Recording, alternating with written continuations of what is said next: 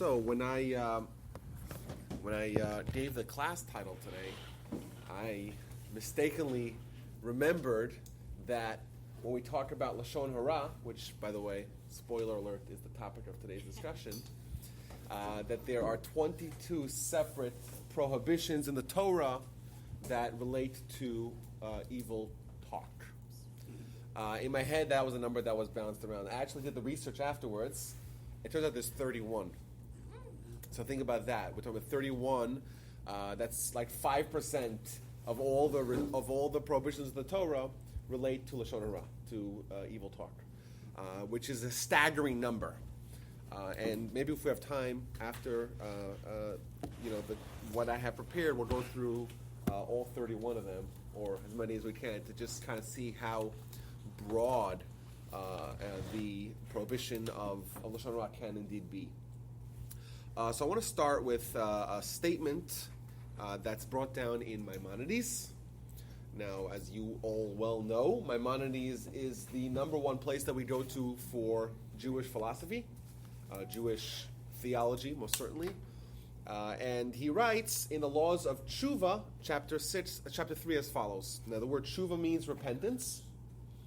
And in it, he discusses a lot of macro topics in Jewish philosophy, like purpose of man and ultimate goals and all the things that we talk about frequently here. And he's talking about the idea of world to come. And now we spoke about this at great length in several instances. But for those of you that want to just have the 10-second drill down of what world to come means, world to come is a code name for ultimate purpose.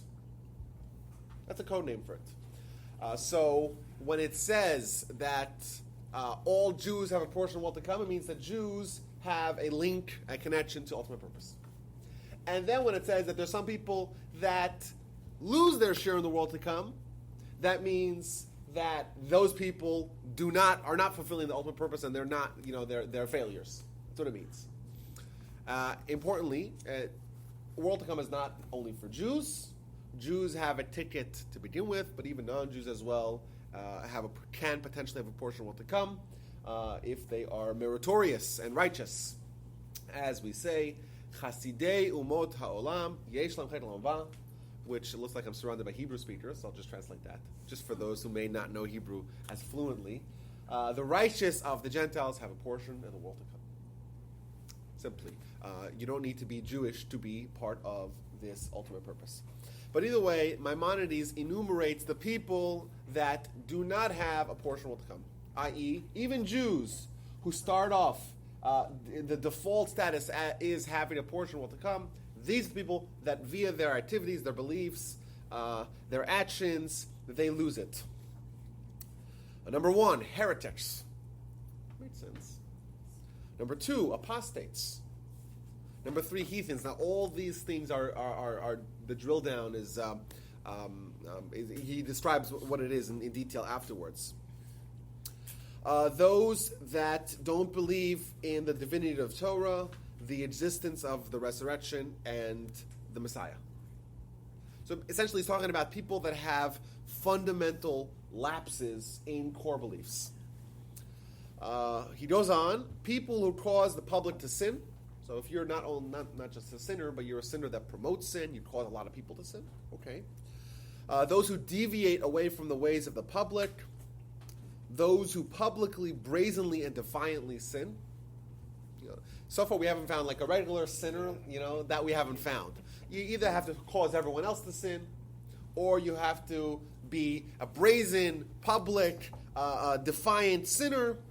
Informers. Informers means that the authorities are looking for someone, and you say, "Oh, he's over there," and you kind of let him, be taken down by the wolves.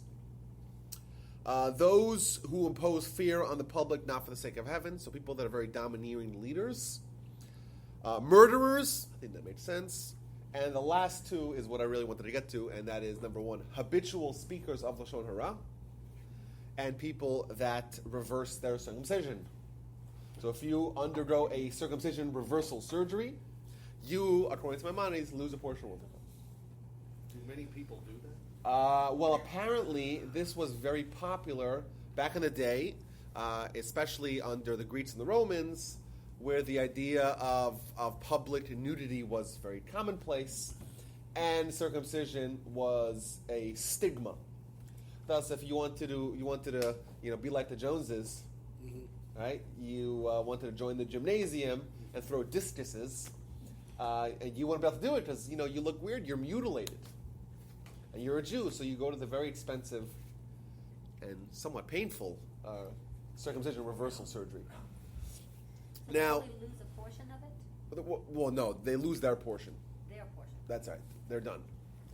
Now, I think that there's room for analysis of this collection, because there's some things that make a lot of sense. I think if someone doesn't believe in God, or someone converts out of Judaism, or someone has heretical beliefs, well, that makes sense. Okay, they're checking out of what it means to be Jewish. Then they lose a portion of what to come. They lose the idea of ultimate prayer. I think that makes a lot of sense. If someone's a murderer, well, that's the worst thing you could do. Causing the public to sin, I think that makes sense as well. A few things here. Someone who deviates from the ways of the public. If you're different, if you're you're a little bit of a nonconformist, you lose your portion of what to come. Well, that could be a reverse thing. You could deviate from the ways of the public if they're all bad, like Sodom and Gomorrah. Yeah. Okay, that's not what it means. So Abraham, who deviated from the ways of the pagans, he's not on this list. Yeah, most certainly.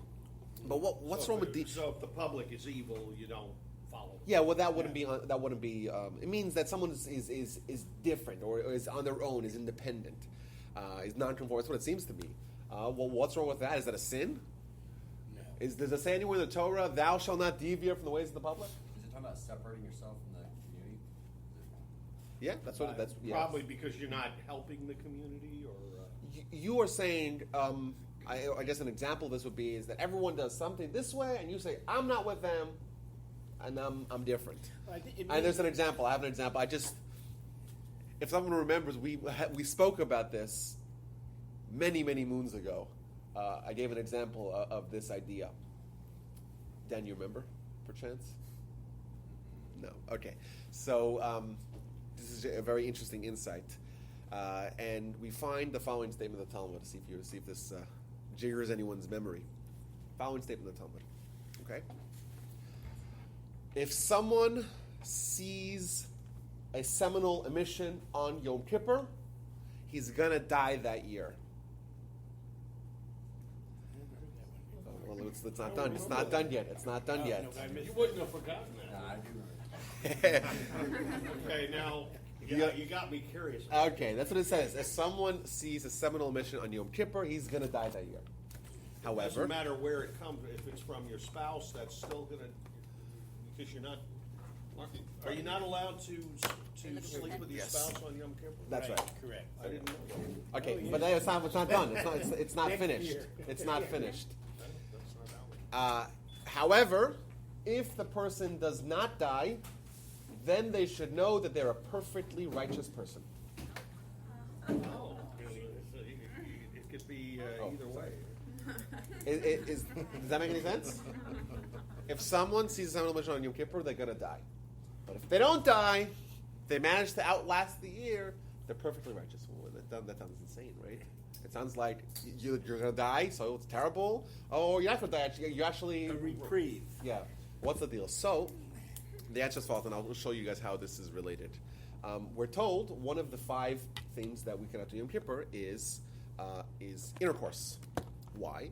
This is a day that the community, the entire Jewish community, have accepted upon themselves as to oppress themselves. It's not the end of the world. We've all survived several Yom Kippurs, but it's not easy to fast for 26 hours. We're withholding from certain pleasures. Now, there are perks for being part of the community. And that one of the biggest of all those perks is the fact that you are judged not as an individual, but as a member of the community. And you know what? That's a very good thing. Because individually, if we were to be scrutinized as an individual, most of us would not stand to the test. Thus, says the Talmud, if someone sees a seminal mission, what does that mean? It means he's saying the entire community, they're refraining from pleasure. I'm going to engage in pleasure. Well, okay, you don't want to be part of the community? That's fine, right? You could be an independent person. But what happens to independent people? They get judged independently. Well, what happens if they get judged independently? They're going to die that year. But if you didn't die that year, what does that mean? It means that you are perfectly righteous because you independently judged, not as a member of the community, you were able to withstand the test. Now it makes sense. How cool is that? Does that make sense? Are we good? So let's try to translate this to here. Yes? We good? Everyone so far? Okay. All Jews have a portion of the world to come. Now, why would all Jews have a portion of the world to come? Even a 8-day-old baby. What do they do? What do they do to earn it? Absolutely nothing. Why do they have a portion It's of just the world one to of come? the perks of being Jewish. Because you are part of the community. It's not because you did something, because you are judged as part of the community. When someone says, I'm going to deviate from the ways of the public, what happens? He is saying, I don't want to be part of the community. Is that a sin? Not necessarily. You're saying, I'm different. Is that a sin? No. But if you're different, okay, you're different. Then you're not part of the Jewish community? Okay, you're not part. That's fine. Then you're judged on your own merit. Well, then you're not guaranteed a portion of what to come. You lose it. Well, maybe you can earn it on your own merit, but you're not earning it as being part of this association. Similarly, someone who reverses their circumcision. Now, a circumcision is a very special mitzvah. It's a mitzvah that is a brand of the Jew. Right? That is something that is irrevocably, or not irrevocably, but designed to be irrevocably a symbol of our religion. Someone says, you know what, I don't want to be identified as a Jew. I want to reverse it. Now, there is not a single prohibition in the Torah that says, thou shalt not reverse thy circumcision. It doesn't say that anywhere in the Torah. It's not a sin. But it is an indication of someone's intention vis-a-vis their membership in the tribe. They say, we don't want to, you don't want to be part of the tribe? Okay, you'll be judged as an individual. Well, then you're not guaranteed, you're not rubber stamped your portion in the world to come. And that brings us to Lashon Hara. Now, we know Lashon Hara is a bad sin. We'll talk more about it today. But is it so bad that you lose your portion of the world to come? Now, I want to also mention that it doesn't say someone who speaks Lashon Hara. It says someone who is a habitual Lashon Hara speaker. So, I guess, it's not, we're not assured that we're not part of it. Because as we may see, it's pretty exhaustively, the restrictions against Lashon Hara. But it's so bad, which to us, it's incredible. It's something that is, lumped together with the murderers and the heathens and those who reject the core elements of the Jewish faith. It's pretty bad. And I think that that's a good way to just ask the question. What's so bad about someone who, speaks negatively about someone else? Why is it so terrible that it's labeled as being one of the things that could potentially make us lose our portion of what to come? And what does that mean? It means we lose all meaning and purpose in life. We're failures in life. Why is it so bad? And I want to add, another important, really, question, or what's the core of the problem? And I think that our perception, at least, of our words. Lashon Hara means I speak to someone else negatively about a third party. There's the speaker, there's the listener, and there's the subject. Right? It's words. I said something bad. Did I do something bad? Is the person harmed? The subject? Did I lie? Did I lie? Well, it's important to note that if I lied, I did not speak Lashon Hara. It's a different offense, right? That's a totally different offense. Tol Moshe Shemra means to slander or a libel, but it's not Lashon Hara. So I said something which is true. It's true. You know, if I said about someone, this guy, I'm his accountant. I saw his tax returns. Stretch the truth a little bit, you know, and it's a true statement, and the person is not going to tell the government that no one's going to be harmed, but it's a derogatory statement. That's Lashon Hara. But what happens? Like, it's words. It's gone. It's not something that's lasting. I didn't do anything. What's so bad about Lashon Hara? What's so bad about it? I said something. Okay, I said something. Is it so bad that it's incorporated with the, in the pantheon of great sins? You can. I think I know what you're leading up to. Okay. By defaming, maligning someone else, you could end up destroying the community. You're saying there's the ripple effect. Well, Yeah. he'll think negatively about him, and that will because breed. then it gets translated, then it gets conveyed to someone else, and you get. Then pretty So you're much saying that it could there's cause lasting danger. chaos in the community. But let me ask you a different question. So if that was all, I agree that your point, Steve, is a very powerful point. That sometimes we don't know what the consequences of our action of our words are going to be. It's possible this is going to be conveyed down the line, and the guy will lose his job, and he'll be upset at you, and there'll be discord in the community. I think that's a very powerful thought. And sometimes we don't think about that. We don't think past the current setting that we're in. I'm just talking to someone, and we talk, and that's it. We think it's over, but it's very possible that could go on, and that's associated back to us.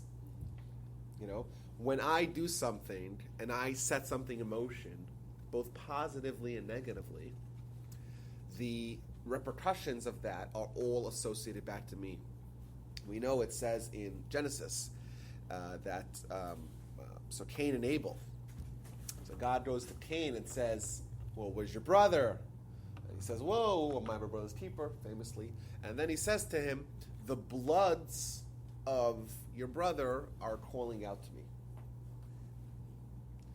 And if you read the Torah in the original Hebrew, it makes it very clear that it doesn't say the blood of your brother. It says the bloods, plural. And that's a little subtlety. It doesn't seem to make that much of a difference. But our sages point out is that it's not just his brother's blood, but his brother's potential kids that he would have had he not been murdered, their blood, and the blood of their kids, and for eternity. Thus, if someone is a murderer, they're not just a murderer of one single solitary individual. Anything that potentially would have happened as a result of this person, had he lived, all that is associated back to the original sin. So think about how cumulative that is. Essentially, Cain and Abel is half the world. So Cain is a murderer of 8 billion people. And he wasn't thinking that far down the line, but that's how we see it. And at least 8 billion people. Right, that's you would assume that if there was 2 Cain, that the population would double.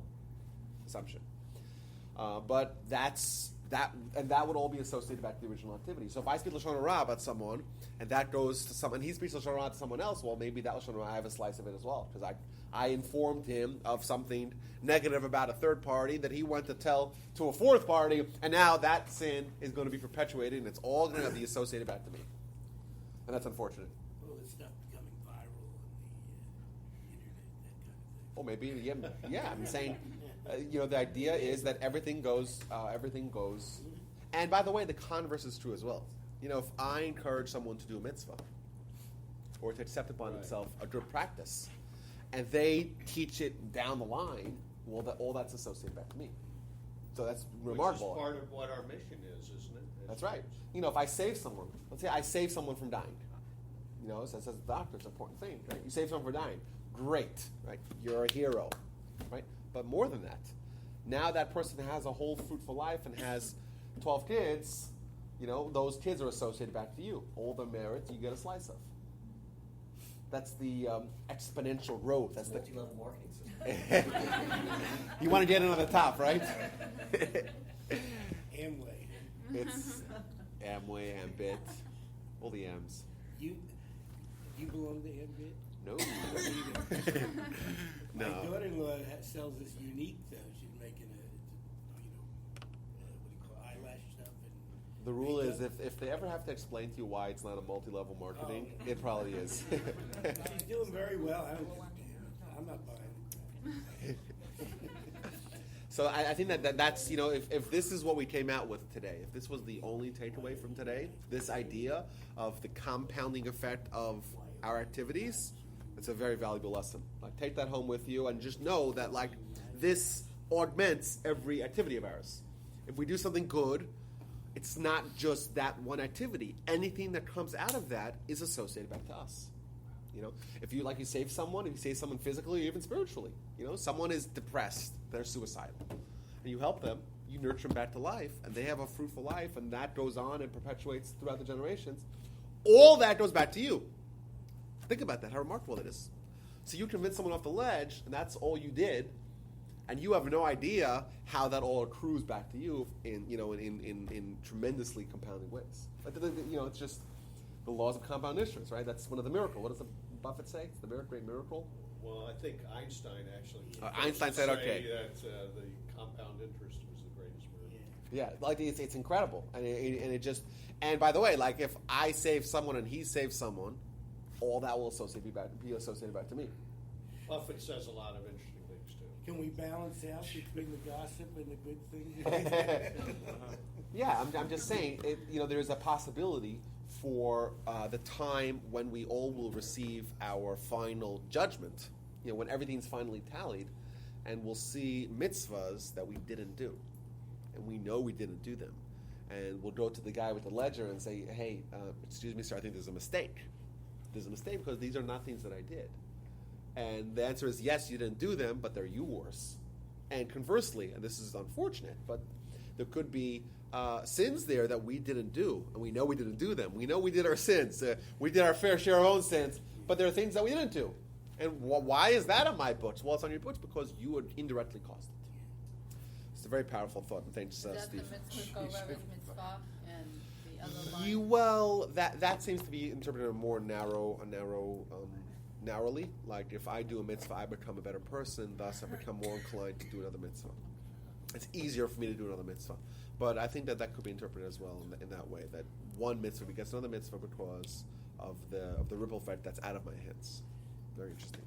The real question is, what makes someone have to gossip or want to gossip or tell somebody else some story that, What do you think it is? I don't know, it's some thing. It's human nature.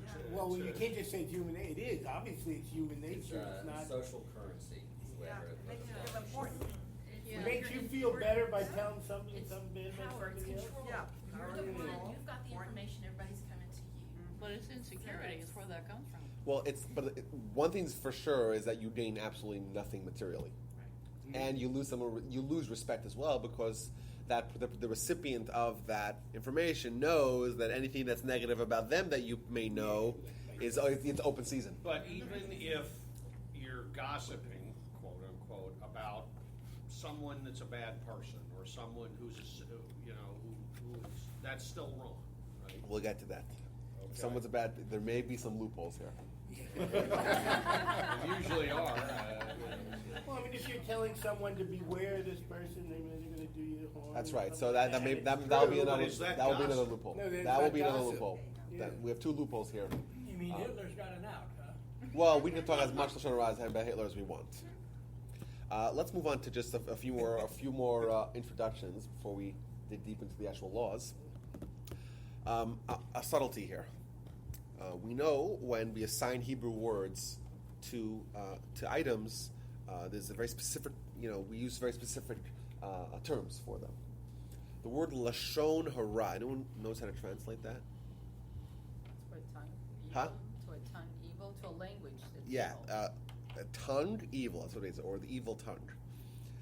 Now, the tongue is not, I'm saying I guess that contributes to speaking, but why would we call, it's a little subtlety, why would we call it the evil tongue? Let's call it like evil words or evil speech, like maybe dibura.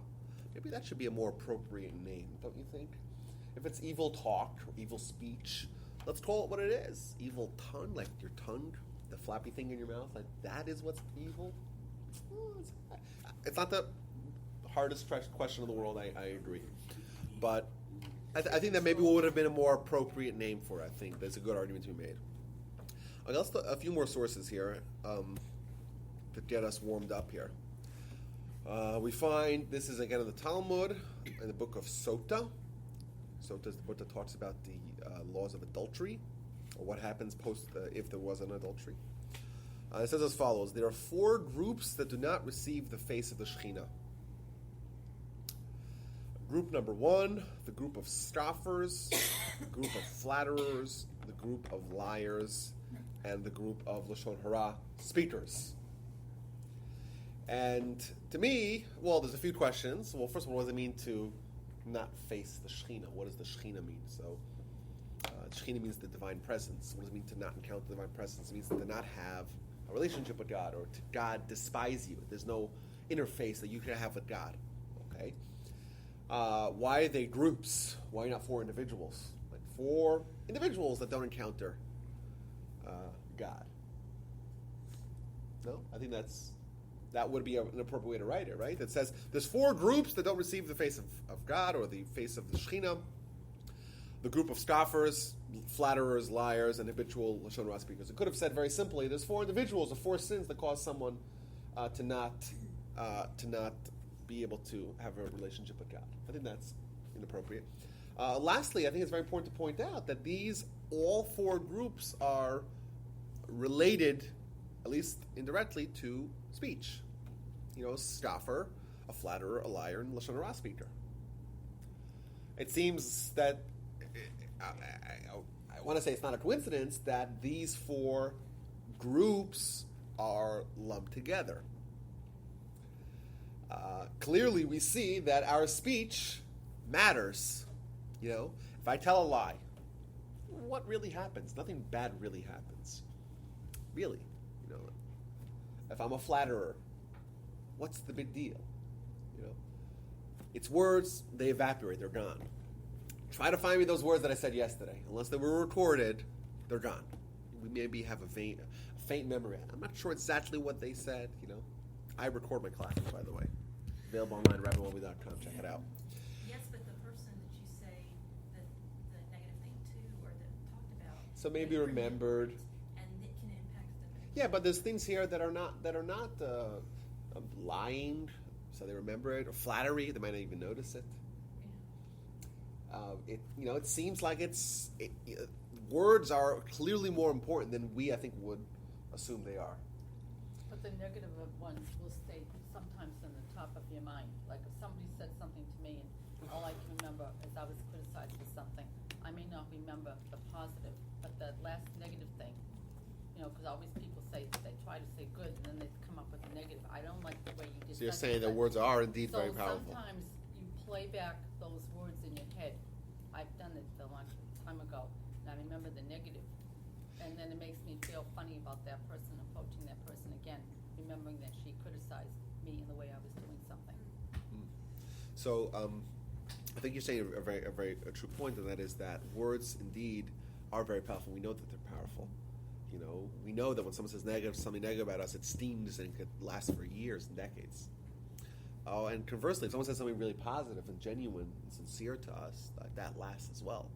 If someone says something really nice and really meaningful, that lasts as well. Very interesting. But I think if you were to ask us, if you say something, well, we don't think so much about what we say. We talk a lot. So it's not really intention? Well, I think that there is a divide between our perspective or our habits with regards to our speech and the effects and the positive and negative effects that we can engender in other people via our speech, and also the spiritual implications of our speech. I think that that's an important thing. Yes, we talk a lot. We don't necessarily always weigh our words so deliberately. We say a lot of things. We don't necessarily think it through exactly what we're going to say and what the effect is. But when we're the recipients of that, we hear something that's really biting criticism or a really nice compliment. Those things really last with us. They resonate within ourselves. So there's a divide, number one, between our perception of speech and our perception of being recipients of good and bad speech on one hand, but also with what the Torah, I have more examples here of how strictly the Torah seems to view people who speak badly. So we gave, for example, 4 groups that don't meet God, all of them related to speech. Use habitual Lashon Hara speaker, they write down to a portion world to come. I have another one here. This is, again, from Maimonides. This is from the laws of Deot. Deot is laws of character. And he says as follows. Retribution is extracted in this world for 3 sins. So typically we know that this is the world of activities and there's other worlds for reward and punishment. Our reward, we don't get reward and punishment in this world. Okay. But for 3 sins we do get reward and punishment in this world. And they are idolatry, illicit sexuality, and murder, which are the 3 cardinal sins. And then he adds, and Lashon Hara is equal to all of them. What? Lashon Hara is equal to all of them? To me, like that was a mind-blowing statement. On top of them all, Lashon Hara. 3 cardinal sins, and all of them are equal to Lashon Hara. To me, like that was eye-opening. This is what Maimonides brings down. says that's equal to all. Yes. And obviously, it's sourced in the Talmud. So this is. Yeah, I'm curious about it. Additionally, he tells us Lashon Hara kills 3 people: the speaker, the listener, and the subject. And the listener is worse than the speaker. So typically, we think of the bad guy in the conversation as being the speaker, but he's telling us that the listener, the one who accepts the Lashon Hara and believes it, that guy's even worse than the speaker. And to us, is like, we look negatively at the speaker, but the guy listener, who doesn't like a juicy piece of gossip? Well, he can't turn it off. Well, you can say, listen, if you have something negative to say So- about I someone know, else, but I don't he's want already to- saying it. No, you don't believe it then. At the risk of bringing up the Hitler analogy, does that mean that Hitler, the people who carried out what he did, what he instructed, were worse than him? No, I think this was talking about Lashon Hara, not in actions. Well, Speaking okay. evil. But let's make it clear. You're allowed, and I'll just jump because it was mentioned already twice. The verse in the Torah says, "Lo selech rachel ba'amecha," don't be a gossip amongst your nation, and it's essentially telling us that there's a certain bar of quality of person that we don't speak about. Someone who's part of your nation. So if someone is not an upstanding individual, Hitler would be a good example of that. Clearly, he was not upstanding. Then they would not qualify as someone that you're not allowed to talk Lashon Hara, and in fact, you may be encouraged to speak negatively about such people. If someone is a sinner, that would not render him out of your nation necessarily. If they're a malicious sinner, if they're a defiant sinner, if they're, then they would exclude them. So if someone is a sinner, just they don't know any better, they're not necessarily evil. They're compulsive sinners. They're impulsive sinners. They're sinners, but they're not evil. You would not be allowed to speak Lashon Hara. Hitler, on the other hand, go ahead, knock yourself out. If someone is a malicious sinner, then they would be excluded from the group that you're not allowed to speak Lashon Hara about. But does Maimonides, does he distinguish some way between malicious and non-malicious? Well, it's a term. It's a halakhic term. It means a mumor lahachas. It means someone who sins just to spite God. Lahachas, the word kas means anger. Someone who's just. We don't have any of these people nowadays. I think people that like people in Hitler's caliber, they would qualify. But it's very hard to find someone today who was a malicious sinner. Either way, but almost anyone then is going to be under the category of someone you don't speak Lashon Hara on. Either way, once again, this should be enough for our interest to be piqued that Lashon Hara is a very, very big deal, very serious. Now, conversely, someone who guards their tongue, well, that's very positive. And we find 2 verses that should, once again, on the flip side, encourage us to try to really improve in this area in our lives. And one of them is the book of Proverbs. It says as follows: "He who guards his mouth and tongue guards himself from bad things." Shomer pivu l'shono shomer mitzavat nafsho. You want to guard yourself from bad things? Guard your mouth and tongue. Simple. You don't want bad things to happen to you? Don't speak Lashon Hara. And then the famous verse in Psalms, where it asks the question, "Who is the man who desires life, who loves days of seeing good?" You want to have a good life? Who's them? Who among us does not fit in that category? No one. We all want to have a good life, many days of seeing good. Well, King David asks, well, what's the formula? What do you got to do? Guard your tongue from evil and your lips from speaking deceit. A simple formula, a catch-all formula for having a great life, says King David, is to just don't speak Lashon Hara. Guard your tongue from evil and your lips from speaking deceit. A very simple, one-step process of having a great life. So on one hand, we have the negative. We have the very, very over-the-top, it seems, severe ramifications of speaking Lashon Hara. We're told that you lose your portion of the world to come. It's worse than the 3 cardinal sins. You lose your relationship with God.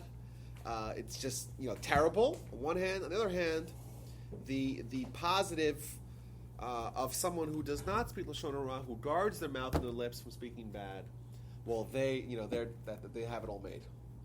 It seems like from these sources that if you were to just do one thing and do it great, you're really on the right track. And that's guarding Yishmirat Lashon, guarding your mouth from speaking evil, and refraining from Lashon Hara and from listening to Lashon Hara. I think what it all boils into is that your words are creative. And I remember reading somewhere, and I don't speak Hebrew, but it was Avracadabra, which I think meant what I say is what I see. Yes. Abracadabra. Yeah, I was going to say, it sounds So like like abracadabra, right? That's right. Abracadabra. So Ibra, like Borei, like Bereshit, bara Elohim. The first verse, second word of the Torah is bara, means to create. Dibur, like vayidaber, it means to speak. So Ibra Kedabra means let me create like I speak. Very interesting. That is interesting, because God said, let there be light, there was light. Very interesting. Someone jumped the gun here. That's a compliment. So I want to get to the core of the issue here, and we asked the question, like, words are seemingly, at least from our perspective, they're immaterial. They disappear. There's no way to quantify them. They're not empirical. They're kind of really hard to kind of put your finger on them. If you have no recording, imagine if you had no recording, how would you even describe it? How would you describe if you had to write it down, like words that are you cannot see them. We don't see sound waves. Once I say something, they go into your ear balls. They maybe implant something in your memories, but they're gone. Where's my words? Quantify them. Very hard to quantify them. However, in the spiritual world, words really affect change. We read last week in the Parsha. We read an entire section of the Torah that talks about the laws of vows and oaths, promises. What does that mean? Someone says, I accept upon myself a vow, a neder, to not eat apples for 30 days. Now, this is highly not recommended. But should you do that, you created a 614th mitzvah. Now, wait a minute. Who gave us the mitzvahs again here? The Almighty God. I say something, I create a new mitzvah? Seems very strange. The answer is, like you said, words are creative. And not only are they creative, they seem to be creative on such astronomical levels.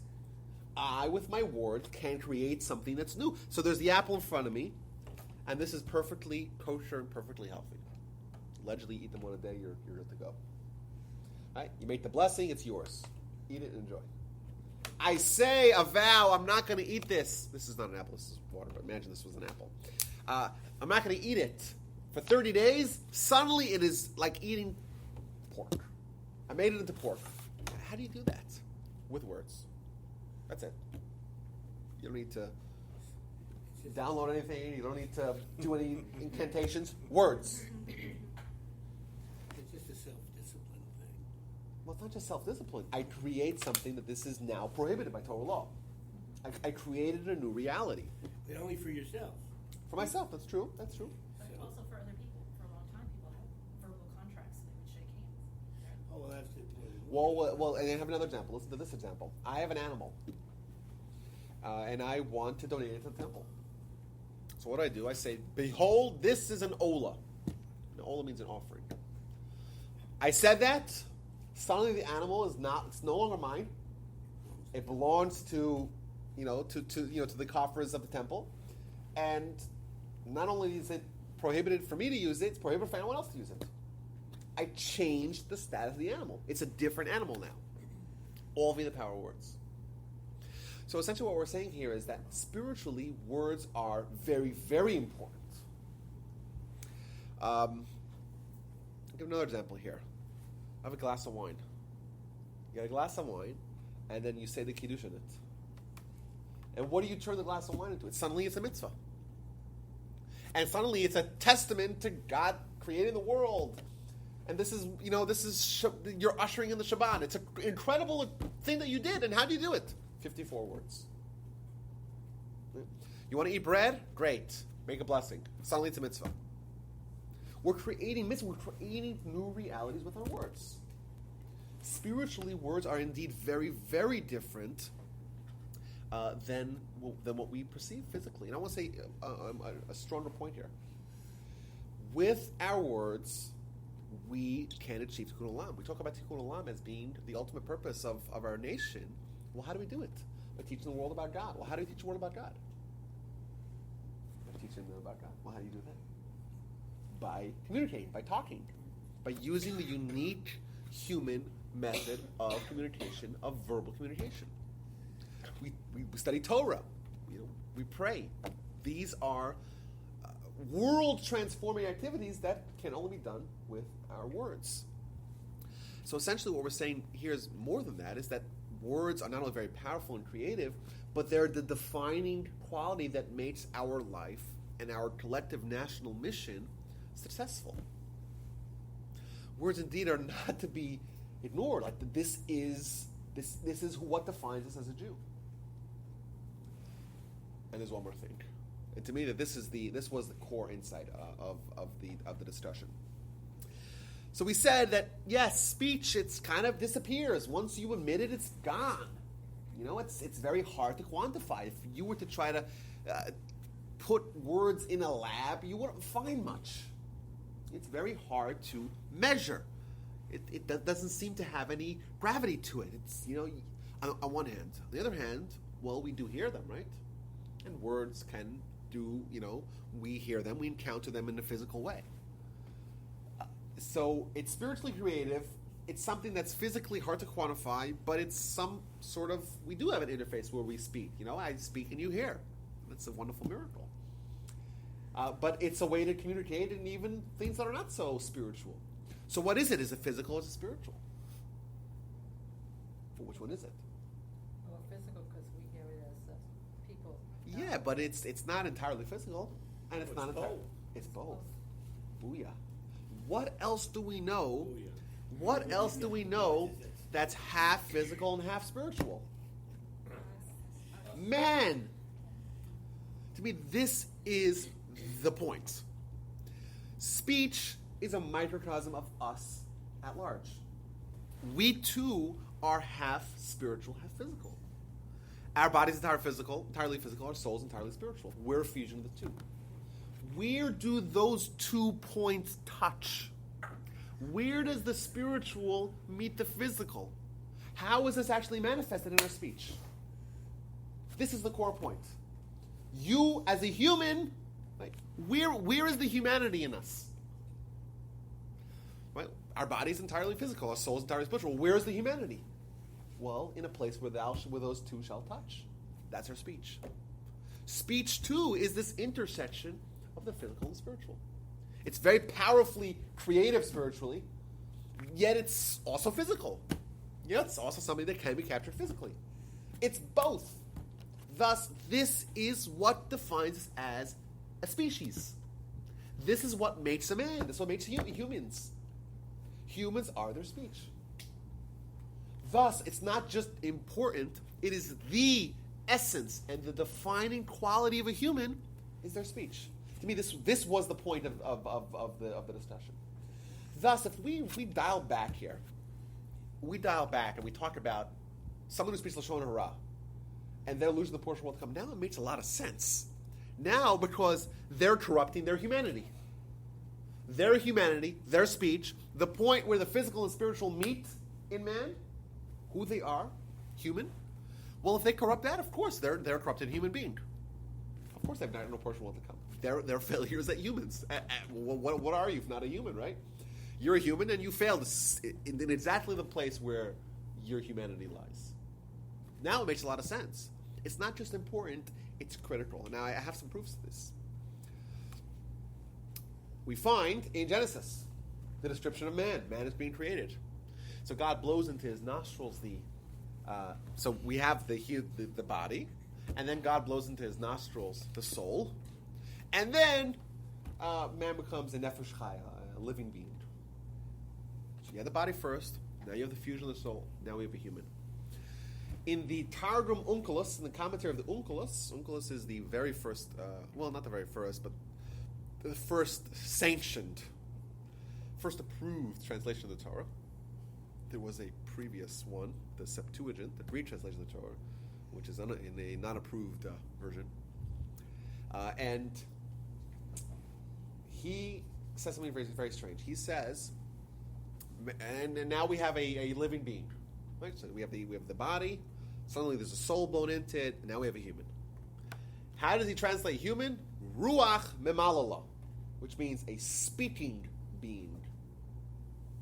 And this was always very perplexing. Like, how you're defining man. Now we have a man. Well, what do we have now? We have a man. Describe a man.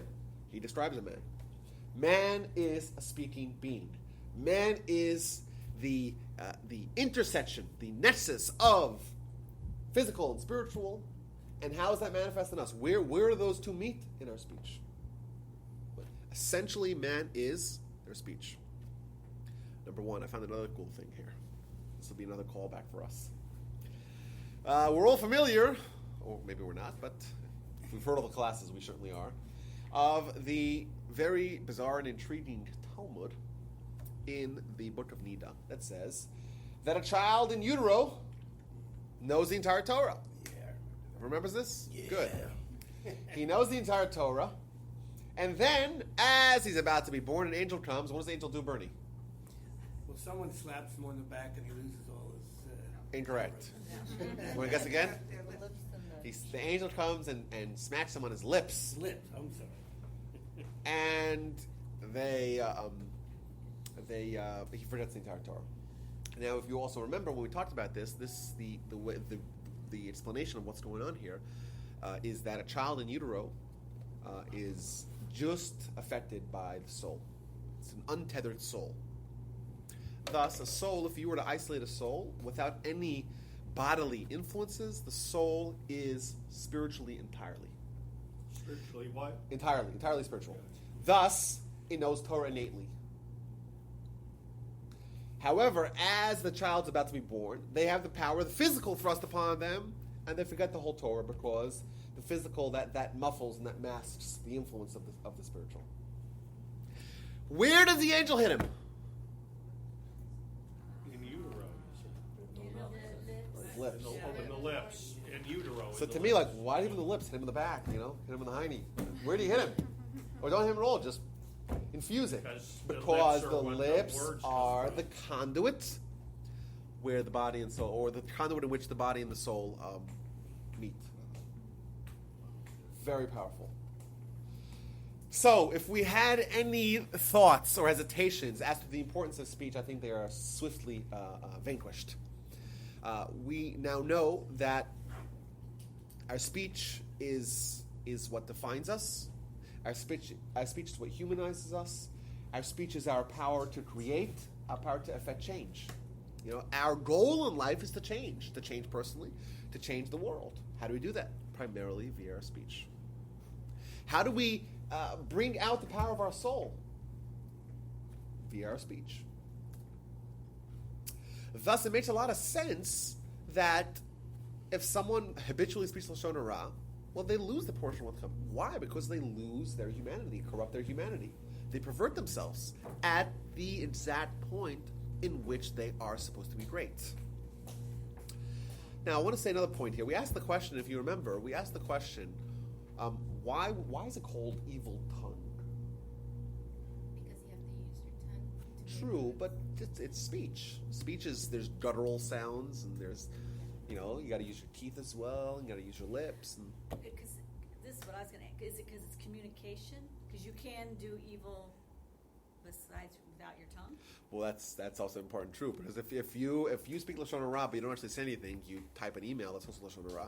Or if you roll your eyes, that's Lashon Hara as well. Any method of communication, yeah, that will be Lashon Hara, and that's because that's communication as well. So then it's not just now; it's primarily defined as speech. That's the evil eye. Yeah, but you remember the monkey, see no evil, talk no evil. Cut all this out and you're fine. The tongue is a part of the human body, and the human body is not spiritual. It's a part of the physical body. So therefore, they're calling that the evil, not the words, the physical. Okay, but why would they do that? I agree to your point. I'm just challenging you because you're right. In Kabbalah, the whole creation was made from the Torah. If the angel didn't give you a slap on the lips, they'd have, and these people know the entire Torah, you'd be having a bunch of irresponsible people creating universes. I agree with that. But why is it called evil tongue? Because But why tongue, not evil speech? Because the tongue is attached. It's the body, something like that. Maybe, I don't know. This is a question that what I wanted to say was like this. What about thoughts? Do thoughts count? No, thoughts will not count. Thank God. It's the strongest They're not muscle in the transmitted. body. Oh, is that right? Yeah. Interesting. It's not true anymore? Well, that They used to say that, right? in Christian. Well, we know that speech is. Now, Yeah, I think speech is. I'm asking, like, why is it represented in the physical organ of the tongue? Well, we know that I think the tongue is the fastest healing. So maybe words could be healed, or I don't know. Maybe that heal really fast. Maybe the change happens really fast. Maybe that's a thought. But I was thinking, just a thought. Maybe I think the thought's true. I don't know if this is the correct answer. I think that there's probably more than one correct answer. But you were saying, Steve. Sorry, I interrupted you. Well, you made a point and kind of went back to I was just evil thoughts don't count. Does that mean evil thoughts don't count? No, it means that if I know something negative about someone else and I do not communicate it, well, I'm a tzaddik. I'm a righteous person. Information is not because it would be gossip to do otherwise. right. It would be gossip Lashon Hara, exactly. Okay. So I was thinking, and tell me what you guys think here. I was thinking that perhaps the reason why the word associated for evil speech is associated with a physical organ is to kind of help us along the way. We have a problem. We have a lot of problems. Some people have something more than others, right? We have a problem here, and that is that our perception does not line up with the reality. If I were to have asked you, or even asked me, like before last week, what is speech? How important is it? You would say, yes, it's important. It's really nice. It's, speak nicely, But it's not as important as actions. It's not as important as thoughts. That's what we would have thought. We would have downplayed our speech. Why? Because, like we said, we don't really view it as being something so permanent, and so real, and so tangible, and so palpable, and so important. It's words, they're gone. It says, sticks and stones will break my bones, right? I don't say this in New York. I don't have to say it here. But names will never hurt me or something like that, right? We don't think of words as being so important. I think perhaps the Torah is saying evil tongue, right? It's telling us, it's saying it's real. Just like your tongue is real, you should know that when you speak bad, it's real. And you cannot run away from it. You cannot say, oh, I said it and it's bad and that's it. No, it creates something real. I have another example of this. How about yesterday's example with Donald Trump, what he said about McCain? Yeah, Donald Trump's toast. Yeah. You didn't know that? You didn't I heard something about it. I don't know what he. Oh. I He heard. wasn't a hero. He said that heroes don't get caught. He said, "I'd rather have my heroes that don't get captured." Yeah, than- right, yeah. Which that was way Yeah, that's out. not. We find like this. Who here knows, in antiquity, what would happen if someone spoke Lashon Hara? Anyone knows? They cut their tongue out. No. Did they cut out your tongue? No. You get the SARS. Getzaras. I don't know how to say it. Yeah. Getzaras. Saras is a spiritual illness that is manifested physically, either in the form of splotches on your skin or on your clothing and even potentially in your house. It's a spiritual malady, but it was represented physically. I think that this is another example of us being told in a tangible way that we're doing something wrong spiritually. Just like we say that the tongue, it's an evil tongue, it's something that we could connect to. When you start seeing splotches on your clothing and in your body, you're like, ooh, this is real. Like, you know, it makes an impression upon us. I think that this is trying to help us along the way in the realization of the importance and the seriousness of our speech. Because remember, the chief problem that we're going to face if we're really going to want to improve in this area of our lives is the fact that innately we don't consider it to be that important. I was just going to say, so by calling it evil, then we will, every time we speak, we will... Evil tongue. It's Evil like, tongue, yeah. ooh, I don't want my tongue to be evil. Right, so then Or- there's like a safeguard so that we... It's a tool that we could use to try to make it more real. Okay. Now, additionally, just a few more things before we get into a little bit of the laws. We find many sources in Jewish writings that talk about the majority or the primary area of our judgment is going to be in areas relating to speech. And obviously now it makes a lot of sense because the primary area of our life is speech. Like what defines us essentially is our speech. Thus, it's no wonder that the speech is going to be the primary area of how we're judged positively and negatively. And additionally, there's this wonderful lesson in the Talmud that says that the Almighty gave us safeguards. That we have our eyelids. That if you don't want to see something bad, you close your eyelids. And then it says that we have these earlobes to not hear bad things, to cover your ears. It's in the Talmud. And it says your speech, that's the one area that you're given two guards, your teeth and your lips. It's so important to guard your mouth, to guard your tongue, that the Almighty gave us two covers, two shields that we have to encounter before we say something bad. Which, by the way, cute little thought here. We know that back in the day, there was in evolutionary biology, there was a line of thought that because we allegedly evolved from more simpler organisms, species, therefore we still have some leftovers called vestigial organs. So apparently the pituitary gland was once thought to be vestigial, not important, as was famously the appendix. We used to think that it was useless when indeed it's actually very useful. But I read an article, it was a Duke University 2007 study, you can Google it, that talks about seven organs that were once considered to be vestigial, that are now we found the reasons for them.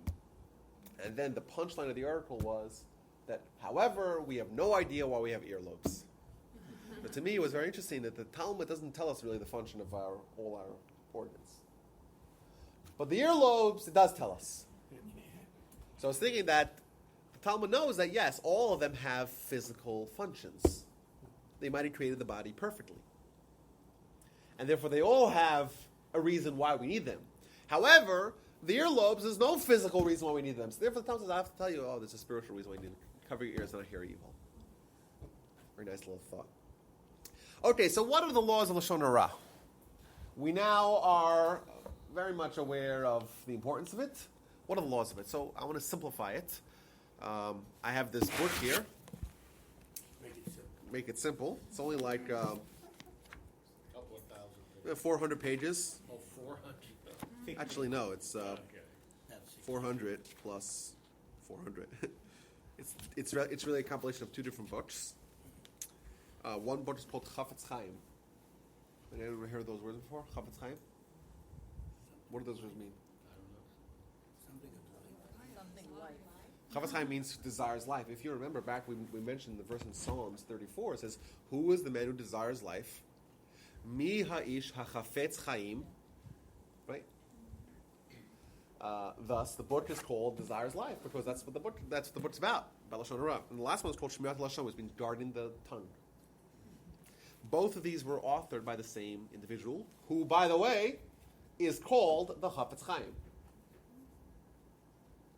And he was the undisputed leader of the Jewish community until his death in 1933.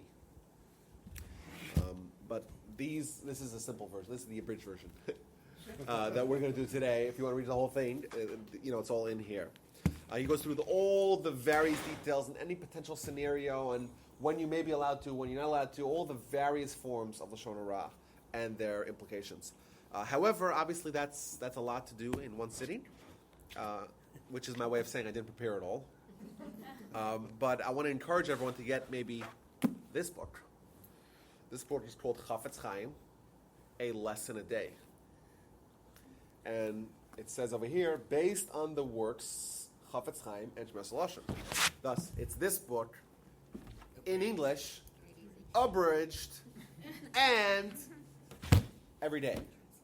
Thus, it's 187 days, and you do it twice a year. It takes about 3 minutes to do it. It's less than a day. And it's a very, very important book, very valuable book, and I highly recommend it. And it'll give you every single detail you could possibly imagine of the laws of Lashon Hara.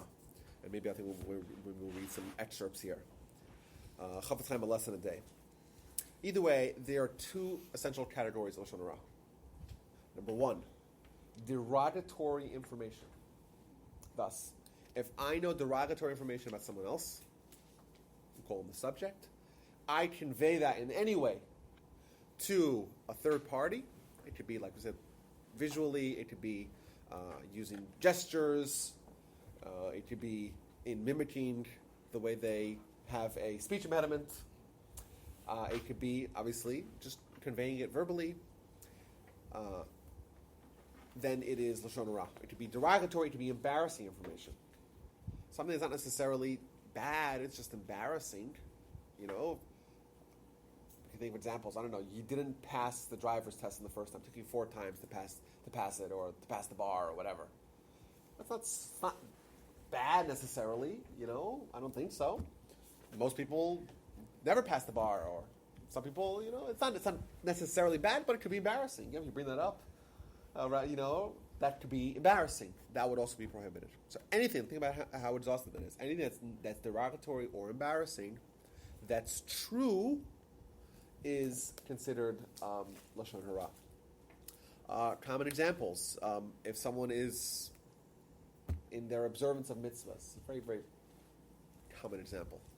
Like, they're not necessarily so strict in their observance. Well, that's something which is derogatory. It's essentially derogatory. Or of someone's commitment, or someone's character, or even past history, they used to not always be like that. Oh, I remember him in the old days. He wasn't always like that. Saying that, even though you're pointing out the fact that they're way better than they used to be. Well, you're highlighting a negative aspect of someone's past character. That's derogatory information. It's true. It's Lashon Hara. Now, what if you say, you know what? That person has a negative tendency. Well, I have the same thing. We both are really short-tempered. So you're lumping yourself in. Then you know that's a common thing. Is you would think that that's maybe a loophole, right? You're not talking bad about it because you talk about yourself as well. Well, that's negative. It's negative information. It's derogatory information. Irrespective of your feelings, your opinions, your intent, it's negative. You lump yourself together doesn't help. Why would that change it? It's still negative. It's bad. It's common knowledge. Let's assume it's common knowledge. Everyone knows this.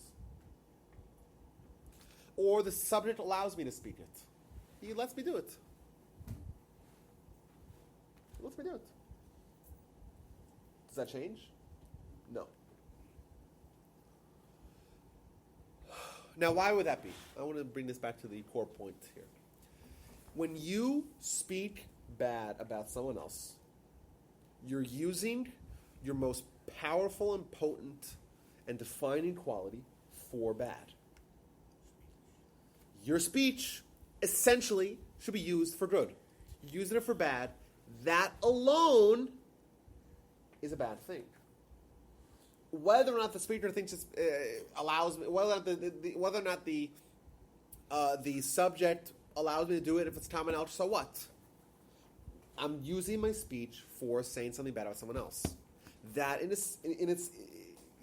essentially, that in itself is a corruption of my power of speech. Simple enough. It's Lashon Hara. This is a hard thing here. Is there a question there? No problem. What about speaking Lashon Hara to your spouse? Ooh. Is that allowed? Is that frustrating that it's not allowed? Are you saying it's not, well, is it Lashon Hara when spouses have to communicate?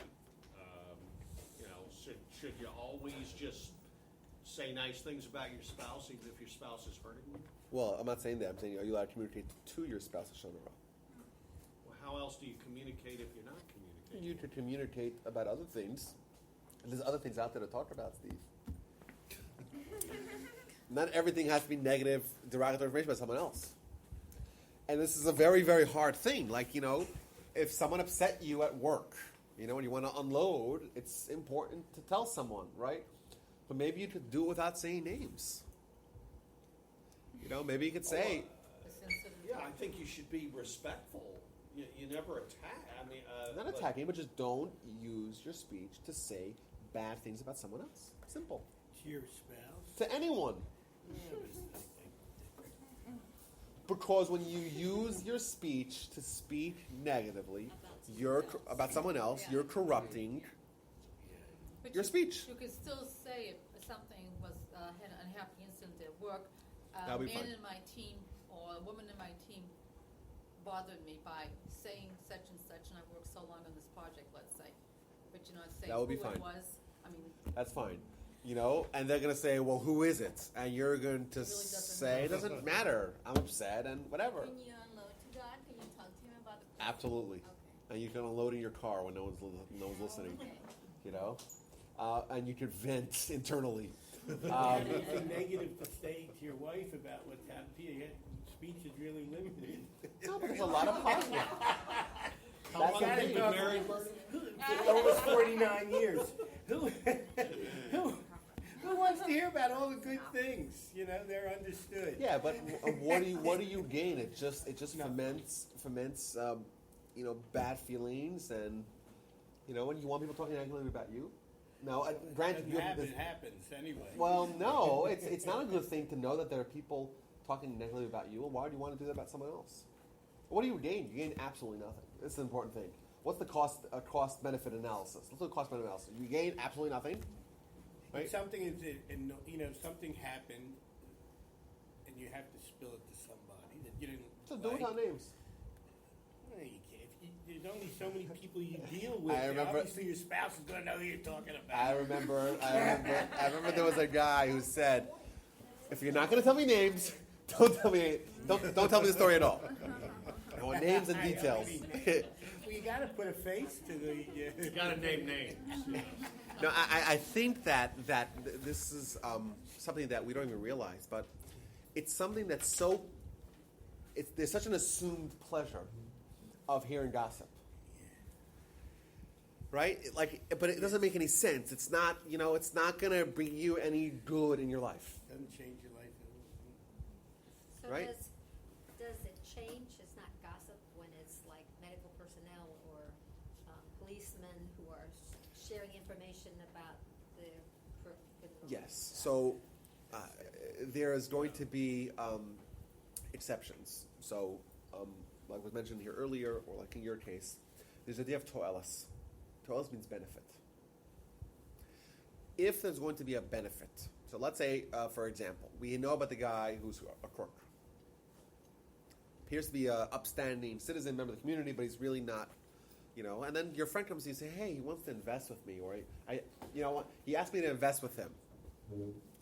Then you would be obligated, not allowed, but you'd be obligated to say, "Listen, I don't know if that's the best idea."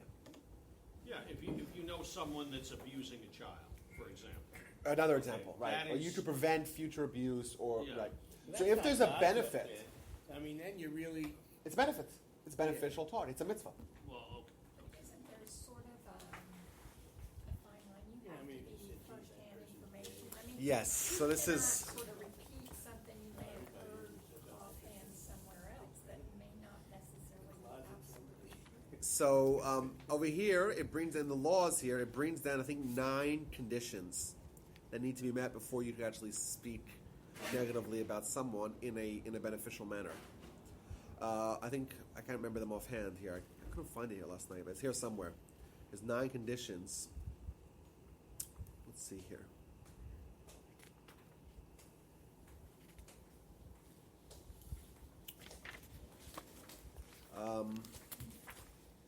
So he says over here that you'll be allowed to help a person about whom one is speaking. So let's say you're trying to help someone else. So that's a positive outcome, right? Or to help someone who's being adversely affected by a person's behavior, right? So someone is abusing someone or in any way, well, then you could talk to them about the negative thing that someone else is doing because you're trying to help the victim. To put an end to a dispute and to help others learn from someone else's mistakes. So these are 4 examples of constructive lashon hara that would be allowed. So let's see. I think he brings. I'm thinking Bill Cosby, because when all that first came out about Bill Cosby, it was like. Yeah, but I think also something like that where there's such a degree of iniquity, so much. I think that probably would qualify someone as being not ba'amelcha, not of your people. Not someone who's upstanding. That might be someone you'll ask lashon hara to begin with. Here's the 7. I'm sorry. There's the 7 conditions. In order that you're allowed to speak for a positive, constructive purpose. Like you said, it has to be first-hand information. If you read something in the newspaper, who knows how accurate it is. If you've ever been interviewed or someone, if you've ever been called up by a reporter, by the way, I don't know if this happened to you. It's happened to me. You speak to someone about a news story, and then you actually read the news story, and you get an entirely different story than what actually happened. Has that happened to anyone? And the people that read the newspaper, they believe what they read, and it could be entirely inaccurate. So it has to be first-hand information. It has to be clear that the person is wrong. You speak to the person himself, and you refuse to change their behavior. So you first go to the guy himself and say, "Listen, I'm talking to you first. I want to make sure you improve," and then he refuses. The statement to be made must be true and accurate. You cannot aggrandize the situation. You cannot embellish it. Sometimes we have we want to make it sound more important, more serious than it really is. So then you would just embellish it. We can't do that. Your intent is solely for constructive purpose. You can't just pile it on and have the good feeling of outing the guy. There's no alternate means by which to bring the intended result, and no undue harm will be caused by this statement.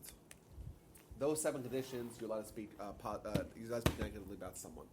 Simple. Right? Check off the boxes. You're good to go. In a summation of this category, you're not allowed to speak negative or derogatory information that is true about someone. We gave the list of what that means, because that's bad. Using your mouth to speak negatively is bad. And the other element of Lashon Hara is not bad information, but it's harmful information. So if you say someone is not necessarily proficient in Excel, that's not a bad thing. However, that may jeopardize their ability to get a job. So it's potentially harmful. You know, if you say, I don't know, this water, not so good, right? So it's harmful to the vendor, to the merchant, to the manufacturer. It's not bad necessarily, you know, but it's potentially harmful. So a product as well. So What if even you if, gave your opinion on how you would improve it? I mean, you may not like the taste of something and say to your friend, well, I've had this, it really isn't good, but I would suggest that they improved it in this way, and then you tell your words, I'm making this up to customer service, that it was good except that. yeah, there You can didn't be a say- defective product, can there not? Yeah, so if it's defective, maybe that would fall under constructive. Maybe that would be constructive. Yeah, if the water, you know, Very somebody interesting. got, it wasn't sealed right and there was bacteria that got in. That would be you're saving the guy from danger. But if you're just saying, I don't like the service in the restaurant, right? What are you going to cause? The guy's going to go to the restaurant, and you're causing your. Opinion then is not What about really. movie critics? I don't know. It's a good question. How is that you're directly influencing someone? You're harming, or that's your job. I don't know. It's a good question. Like this, these are good questions. You have to figure out how that lies. Even the restaurant analogy, I mean, you know, it's kind of conflicting with free enterprise there. You know, how else does competitive economic improve if you don't? So the question is, maybe you could give it like a bad rating on Yelp. You know, like you say, like you give it a 2-star rating. So you're, you know, and that's like you said, it might be constructive. You know, you want to improve their service, and you know, and you're helping them as well. Put them out of business. It might have been just that server and not the someone whole is- staff. if That if server could someone's have had a lousy, bad day.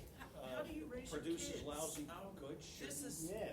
most we of, should force the stay away from taxpayers that to buy neighbor. it, shouldn't we? Yeah, but yeah. Just then because have you get a creepy people feeling like and you have book to. critics, movie critics, they're gonna have a critic. So I think with kids, it's very important. You have to do both. You have to, on one hand, you know, you have to sometimes, if the kid's in danger, the kid has to tell you what's bad, you know. But sometimes we just, you know, we encourage kids to, you know, habitualize themselves and speak Lashon Hara. That's a bad thing. If I think that the neighbor's creepy, I tell my kid that neighbor's creepy. Don't talk to him. That's what I do. Because to me, I'm more worried about them. You know, I think it's you know, I'll just be safe with the kids, right? However, you know, he did this to me, he did that to me. On one hand, you have to provide the empathy and the emotional support. On the other hand, you don't want to get them into the habit of doing Lashon Hara. So I think it's kind of, you have to do both. It's a good question, but they're not exempt from internalizing this message. You know, you have to prepare your kids as a parent. That's your number one job, to prime your kids for life. And if you prime them to always be gossiping, you're doing a bad job. However, if you're endangering them or not nourishing them because you're being a little bit, you know, too strict, so to speak, and it's jeopardizing them, that's not good either. So it has to find some middle line. Either way, let's ask a few more wild card questions here. What about post facto? So you spoke Lashon Hara. What do you do? Post facto, you spoke Lashon Hara. It's happened. Okay. You go to confession. How do you repent? You come directly to God, right? You ask for forgiveness, Okay. like you repent for anything, right? What about? Do you have to ask that person as well? Oh well, you can ask them for forgiveness, I guess. If they know about it. You go out and you told somebody something, and then you know, you say, "Geez, I'm sorry, I told this person this thing about it." It's a sin. Is it not a sin against both God and man when you do Lashon Hara? Well, that's the question. What is it? You have to. I would say it's a sin against man, and you can't do anything. I don't think you can even do teshuva for it. Why not? Because it's out there, like the story of Yeah. the Can't take it pillowcases, back. undo the pillowcase, throw the feathers in the air, and they blew off. He says, I go gather all of them. I can't do that, exactly. Can't do anything about. Well, Dan, Lashon Hara wait, stuff. well, yeah, but you can, Pray not to do it again. well, Listening to it. you could, if the person forgives you, now, yeah, there may have been damage to the reputation, but if the, well, I don't know, that's, if it's damaged the world, even if the person forgives you, what, do you have to go to everybody that's been damaged in the ripple effect? I was listening to a teaching a couple weeks ago, and it says when you realize that you spoke in Lashon Hara, study Torah. Yeah, well, you still have to repent. Studying Torah is a Right. good answer for anything. Torah is what tells you to repent. Yeah, but how do you repent? Read the text. Well, no, you gotta repent You as have, well. well, you have, certainly you have to ask. Well, I think the question is, my real question is, do you approach the guy that you spoke negatively about? Do you approach the guy that you spoke Lashon Hara about? Do you, try to pick up all the flat feathers? Well, you may make it a lot worse You- by doing that. you- may You make it emphasize worse. it. You That's may right. emphasize You said, it. "What about me? To who? What?" Yeah, yeah. And you'll just make it even worse. To the person that you said it to. No, if you speak, if you speak about the subject? Yeah, but I mean, If you go to the subject. If I said something to him about somebody, I would say, I was wrong, I should not have said that. I'm asking the question. Well, I mean, that's what I'm saying. Well, then Maybe you have maybe to- that's the answer, I don't know. Well, then you have to go to the somebody also and ask them for their forgiveness, and I think it's a sin against both God and man, because the Torah prohibits Lashon Hara, right? So like it's this. not just, It's like this.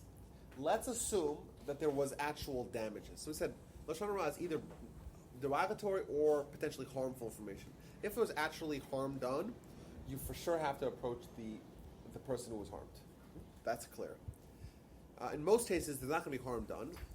Then, even though this is going to be classified as a sin between man and God and a sin between man and man, you do not approach the subject. Why? For what the reason that Bernie said. Because if I go over to the subject and I say, I spoke this and this about you, I said this and this about you, it's going to make it even worse. And the ultimate goal of Lashon Hara observance is, peace.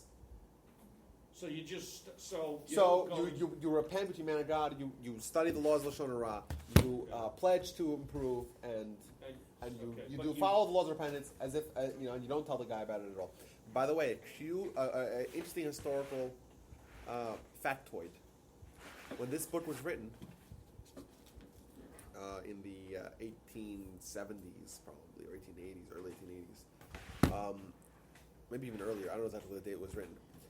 The Rabbi Israel Salanter, a name that we mentioned many times around these tables, he was the Gadol Hador at that time, the leader of the Jewish community at the time, globally, that is. And the Chafetz Chaim came to him and asked for an approbation. And this is one area that they disagreed upon. So he didn't write the approbation. Very interesting little piece of historical information. But the law is that you needn't speak, and you ought not speak to the subject, because that will just cause more bad than good. And All- then I'm thinking on this, he knows that you did talk about Well, it. then yes, then you will have to should approach him. One more cool little thing that you would get if you studied these is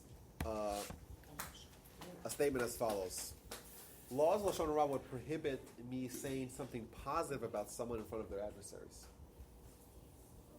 If I know that someone else doesn't like a third party, and I say, "Hey, this guy's he's so amazing," I am like goading him on, causing him to speak Lashon Hara. He's like, "What? The guy's a crook and a thief," right? If I know that this person doesn't like him, and I speak positively about them, that's Lashon Hara as well, because that is going to bring about Lashon Hara. I thought you were doing your thing, you fella. Well, don't bring him up when you know that he's going to be maligned in this setting. This sounds like a sweeping it under the rug thing. You just don't say anything? No, you don't talk about it. You talk about the sports and the weather. What everyone else talks about. Politics. And why No, you can't talk politics, because if you say something in front of say something nice about Hillary Clinton in front of Bernie Sanders, then you're doing, then you're causing, right? I mean, no, I would never. To me, neither of them are very nice. But I mean, I'm just using it as an example. Pick your poison, huh? We should pick on Donald Trump. Yeah. After what he said about McCain, I think it's fair game. Yeah. I think My daughter's the teacher- big question is, would politicians? I think that's a very good question.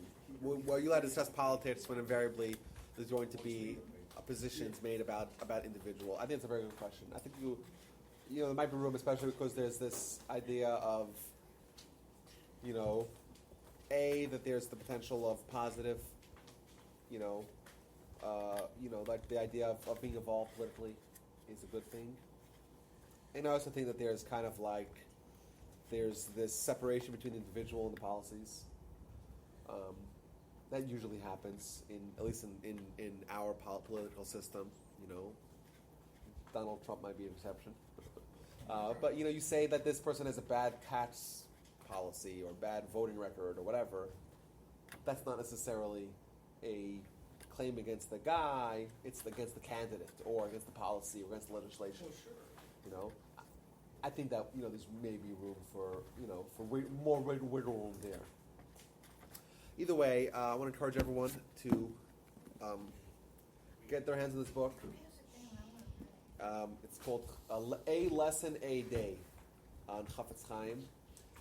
It is a fantastic work. It goes through every day. It's a little bit of law and a little bit of like inspiration, which is basically these two books. It's in English. It's written. It's very short. It's not a lot of work. And like we said, this is the area in our lives. It's very important, and unfortunately, we're not innately going to feel that same importance. I went to Israel recently with a rabbi. I won't mention any names, but she would not allow any type of gossip, any lashon hara. And it's hard to do, and you have to work at it. But after a while, it becomes a habit. And it becomes a habit, but it's. The bus I becomes guess I was silent. gossiping more than I thought. What do you mean, that she wouldn't allow it? Well, You not mean on allowed, the but trip? it was not acceptable. To So her. if someone would say, that would she stop would you. not. She does not want to talk. Well, there's one. I would tell you guys a cool story about the Chafetz Chaim, because he was a very young man when he died very old.